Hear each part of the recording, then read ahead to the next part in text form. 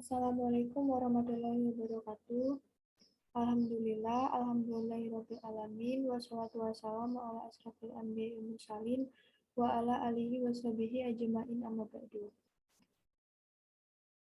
Kita ucapkan rasa syukur kepada Allah Subhanahu wa taala karena kita masih diberikan nikmat yang sangat luar biasa, yakni nikmat sehat sehingga dapat melakukan presentasi pada hari ini. Tak lupa, sholawat beriring salam marilah kita aturkan kepada junjungan kita, yakni Nabi besar Muhammad SAW, yang mana beliau telah membawa umatnya dari zaman kebodohan menuju zaman yang penuh dengan ilmu pengetahuan seperti yang kita rasakan saat ini. Sebelumnya, izinkan saya untuk memperkenalkan diri saya. Nama saya Dewi Kinanti, NPM 2110070120027.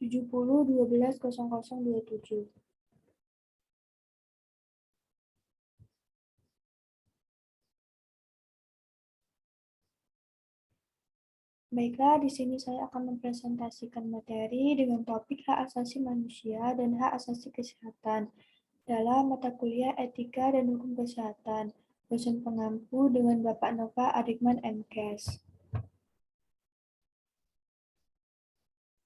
Yang perlu kita ketahui yaitu hak asasi ialah sebuah konsep hukum dan normatif yang menyatakan bahwa manusia memiliki hak yang melekat pada dirinya karena ia adalah seorang manusia. Hak asasi manusia berlaku kapan saja, di mana saja, dan kepada siapa saja sehingga sifatnya universal. Hak asasi manusia biasanya dialamatkan kepada negara atau dalam kata lain, negaralah yang mengemban kewajiban untuk menghormati, melindungi, dan memenuhi hak asasi manusia, termasuk dengan mencegah dan menindaklanjuti pelanggaran yang dilakukan oleh swasta. Contoh dari hak asasi manusia itu yang pertama adalah hak asasi untuk hidup.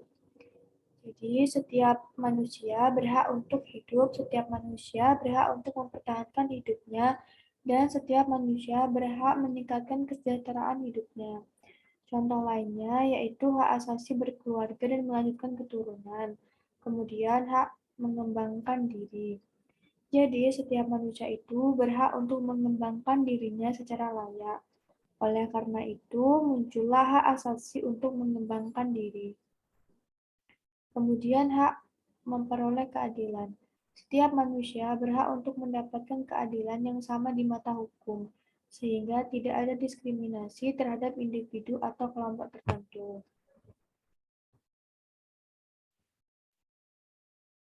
Selanjutnya, hak asasi kesehatan.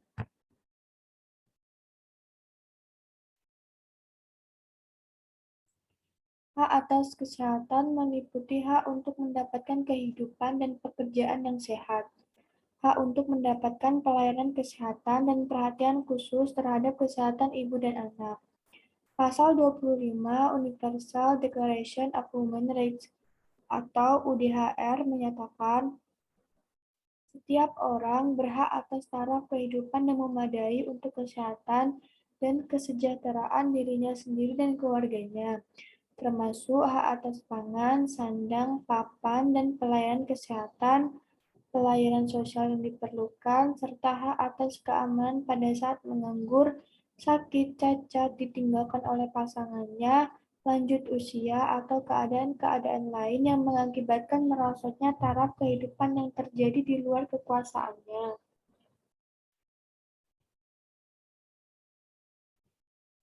Contoh dari hak asasi kesehatan yang pertama, berhak secara mandiri dan bertanggung jawab menentukan sendiri pelayanan kesehatan yang diperlukan bagi dirinya.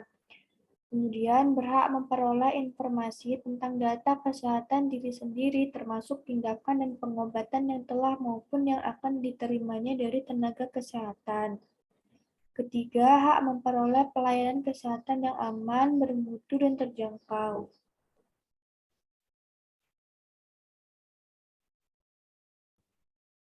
Selanjutnya yaitu mengenai sejarah dan momentum perkembangan.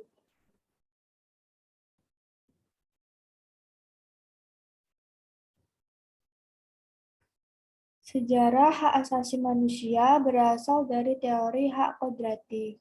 Teori tersebut menyebutkan bahwa hak asasi manusia merupakan hak yang dimiliki oleh manusia karena ia manusia. Artinya, meskipun setiap manusia terlahir dengan kondisi yang berbeda-beda, baik dari warna kulit, kewarganegaraan, jenis kelamin, mereka memiliki hak yang sama sebagai manusia. Begitupun sebaliknya, sejahat apapun manusia, mereka tetap memiliki hak yang sama sebagai manusia.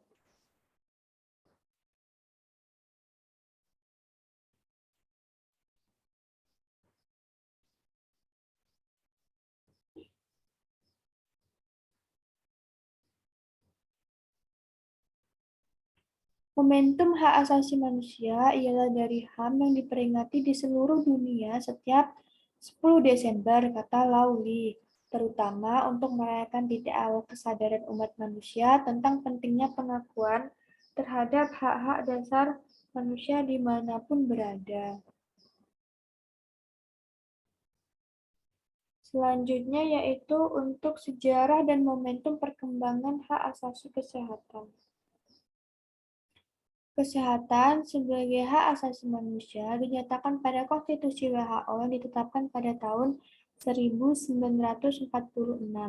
Deklarasi Universal Hak Asasi Manusia yang disahkan pada sidang PBB 10 Desember tahun 1948 mencantumkan pula kesehatan sebagai hak asasi manusia. Deklarasi tersebut merupakan tonggak sejarah terpenting dalam penegakan hak asasi manusia dan 10 Desember yang merupakan tanggal pengesahannya kini setiap tahun di seluruh dunia diperingati sebagai Hari Hak Asasi Manusia.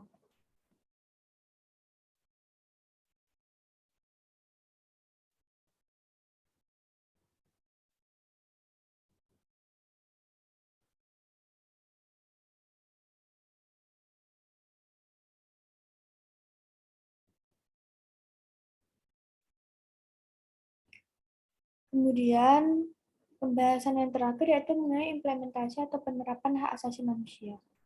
Penegakan Penegakan HAM di Indonesia dapat diwujudkan melalui upaya yang dilakukan oleh setiap elemen bangsa.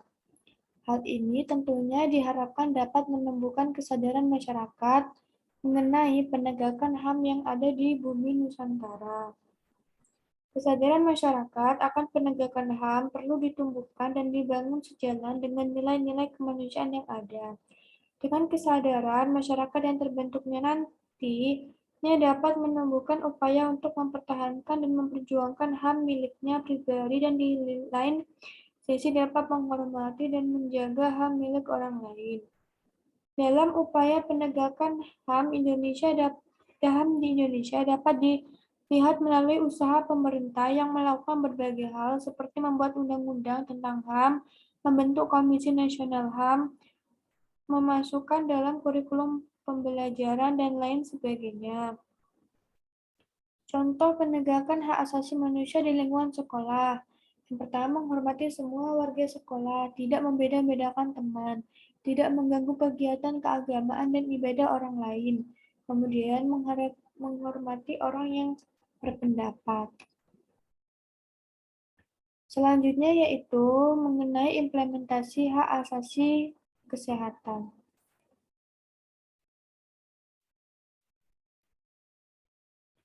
Hak atas kesehatan ini bermakna bahwa pemerintah harus menciptakan kondisi yang memungkinkan setiap individu untuk hidup sehat. Dan ini berarti pemerintah harus menyediakan sarana pelayanan kesehatan yang memadai dan pelayanan kesehatan yang terjangkau untuk semua.